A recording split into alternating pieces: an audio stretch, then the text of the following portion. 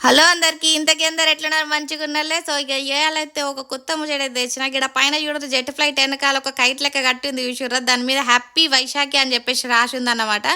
అసలు వైశాఖి అంటే ఏందో ఎరికేనా, మనకి ఉగాది నూతన సంవత్సరంగా ఎట్లా సెలబ్రేట్ చేసుకుంటామో ఇక్కడ పంజాబీ వాళ్ళకి వైశాఖి ఫెస్టివల్ అనేది న్యూ ఇయర్గా సెలబ్రేట్ చేసుకుంటారు అన్నమాట.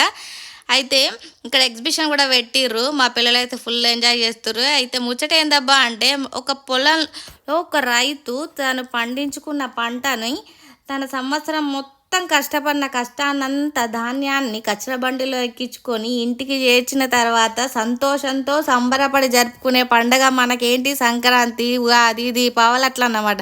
ఇక వీళ్ళకేమో విలేజ్లలో ఎట్లా జరుపుకుంటారు పంజాబీ వాళ్ళు అంటే, పొలాలలో డప్పులు మోగించుకుంటూ డ్యాన్సులు చేస్తూ అక్కడనే ఫుడ్ ప్రిపేర్ చేసుకుంటారంట. ఇక గిడ సర్రీలో 7 lakhs పీపుల్ వాళ్ళ ఇంటి దగ్గర నుంచి గురుద్వారా దగ్గర దాకా ప్యారడీ చేసిర్రు, ర్యాలీ చేసిర్రు.